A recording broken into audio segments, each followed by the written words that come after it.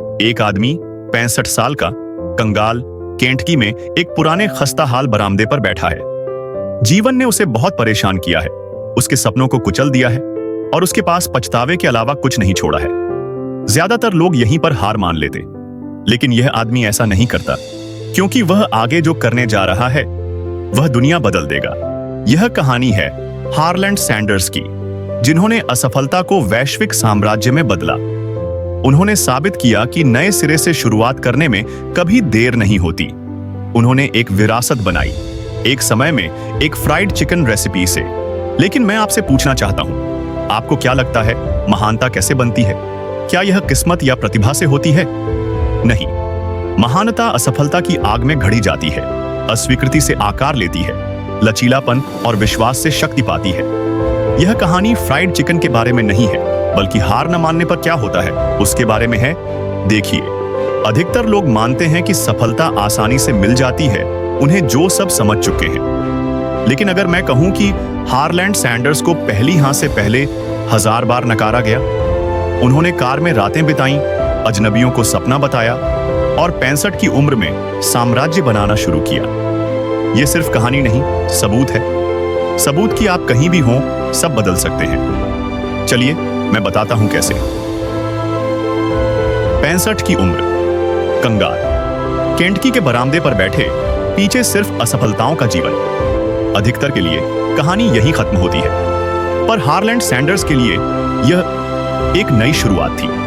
Harland का जीवन असफलताओं से भरा था।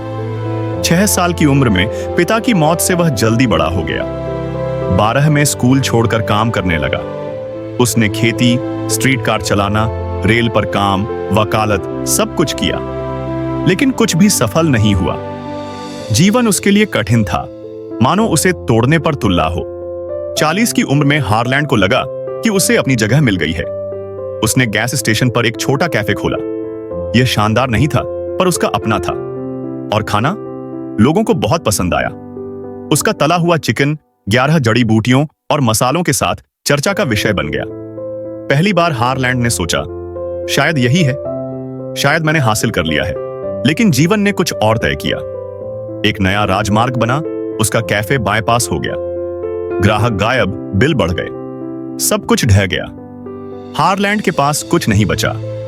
फिर से 65 की उम्र में, बिना नौकरी, बिना बचत, बिना योजना।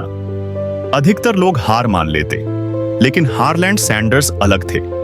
सोशल सिक्योरिटी चेक पकड़े बैठे, उन्होंने तय किया कि यह उनकी कहानी का अंत नहीं होगा। उनके पास एक चीज बची थी, उनकी फ्राइड चिकन रेसिपी, जिस पर उन्हें पूरा भरोसा था। तो उन्होंने जोखिम लिया।